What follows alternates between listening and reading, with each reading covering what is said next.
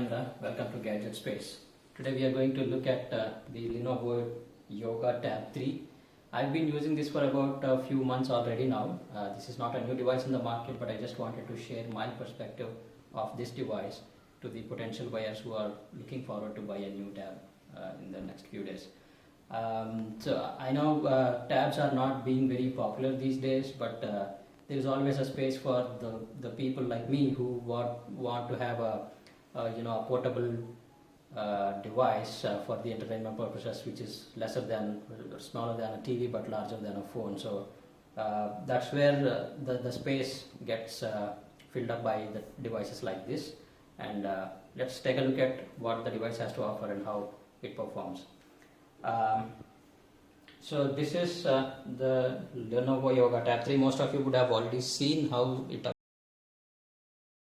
appears in many of the other videos and pictures that the numerous users would have shared. So from the front of the device we can see that there are dual speakers here on either side of the screen, and this is the main screen, which is about 8 inches in size. There is some Lenovo branding on this side, and it talks about some of the features, and of course the model number, which is the Tab 3. On the side we have the power button, which also includes a circular LED light that indicates any notifications or the power status. We also have the micro USB here that can charge the device. This is not USB type C or anything. This is a normal USB that we normally find in most of the other phones. We also have the volume rockers on this side that we can use for increasing or decreasing the volume of a video. On the back we have the yoga branding, and of course it also has a small little label that talks or displays how to open up the flip that we can use for mounting the device on the table.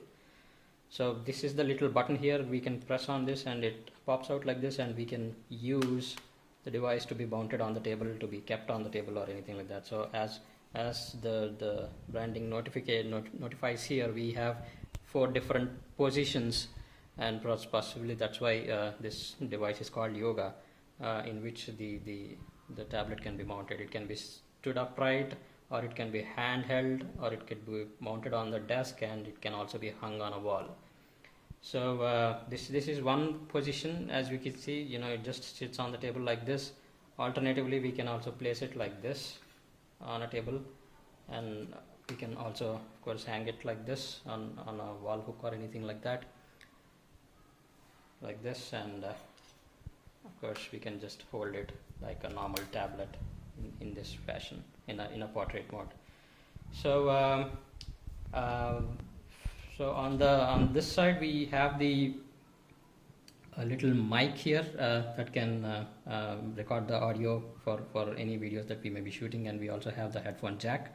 We can plug in the normal 3.5 mm headphone jacks, and we can listen to the audio from there. We also have a rotatable camera, which is one of the USPs of this device. This is a little camera here that can rotate to about 180 degrees, right from all the way back to the front. As you can see, it can go all the way from here to all the way till here. So this is the same camera that can be used for both rear photography as well as the selfies or any videos that we would want to shoot from the face upright. So this is essentially useful when we are going to have any video calls from Skype or any other applications, because we don't need any other separate camera. This can be used for just handling the video calls. So this can be tilted backwards if we wish to shoot anything in specific. So the video goes back, and we can always tilt it back to the front side of the device. So from a hardware perspective, this comes with Snapdragon 420 or 425, I think, that has about 101.3 gigahertz power. That's from the Qualcomm Snapdragon. And this tablet that I'm holding right now has a 2 GB RAM, but I think there is also a 1 GB version of this tablet in the market, which may not be I would not recommend that to anybody. So this, when you are buying the device, pay attention to the RAM that the device has. I think some of the websites has a 1 GB RAM available, and some websites only sell the 2 GB RAM. So when you're buying it, please make sure you are buying a 2 GB RAM, because 1 GB will not be sufficient for running this tablet. Now from the software perspective, as you can see, I am running on Android, of course, and I am running, this tablet essentially came with Android Lollipop 5.01 version, but eventually it got upgraded to Android 6.0.1. There are about 4 or 5 updates that came on my way after I purchased this tablet, and the last version was 6.01. And from the Android Lenovo metrics, I don't think there is any other further plans of upgrading this to Nougat or anything else. Keeping in mind the Lenovo's stand on how they upgrade their devices, I think one major upgrade is what they promise usually, and that's been already provided to this device, and that's all it stands at. As you can also see, the Android security patch level stands at March 1, 2017, and there has not been any other update after that. And now looking at the screen, as I said, this is an 8-inch device, and it's pretty much good in various lighting conditions. The display is crisp, and you can see there is some reflection that's coming on the display. That's one of the cons for this. Unfortunately, we do not have matte displays yet in most of the devices, but this is, I think, bearable. At least from various angles, it is still visible, and it's not as bad for a tablet in this price range. Then also coming to the RAM, as I said, this is a 2 GB RAM, and the battery is about 6000 mAh, and I usually get about 10 to 12 hours of screen on time. As you can see, I'm already at 46% of the battery, and I've got almost about 7 hours of screen on time, and I can easily get about 3-4 hours more. So from a usage perspective, I don't think we have any issues with this device, and it serves the basic purpose of watching videos, or handling telephone calls or video calls or anything like that. So don't consider this device if you are a heavy gamer, or if you want to put it for heavy usages like 3D rendering games or anything like that, because this cannot handle such heavy applications with the limited power of the processor and also the 2 GB RAM. But what this is good at is definitely at video, watching videos, or making video calls or anything like that. So essentially, my purpose was also to watch videos and make some phone calls or anything like that. This does come with this SIM slot behind the shift here. So if I open it up, there is a provision to enter a SIM from here. We can pop this little thing out, and here is this place where we can enter a SIM, and this is another space that you can have a memory card inserted there.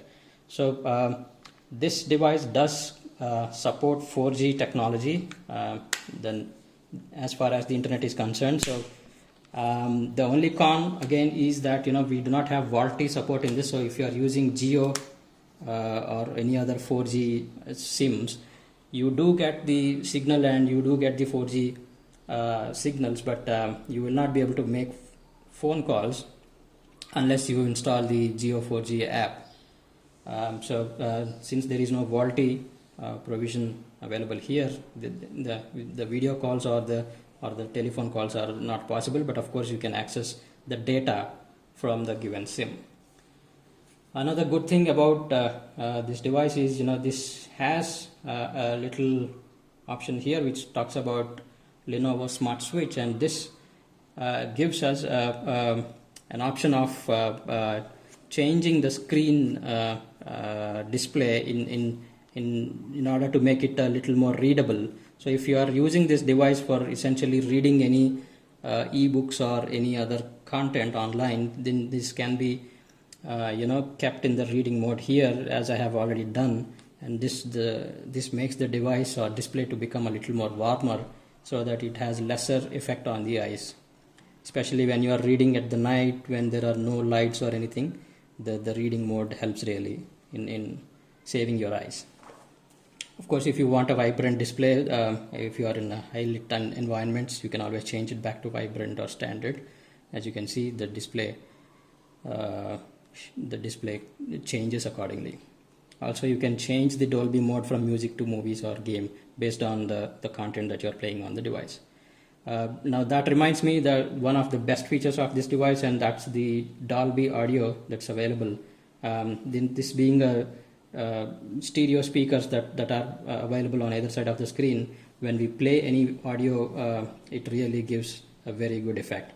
And I'm really impressed by the way it sounds from the Dolby Atmos. So this does support the Dolby Atmos software, and you can see that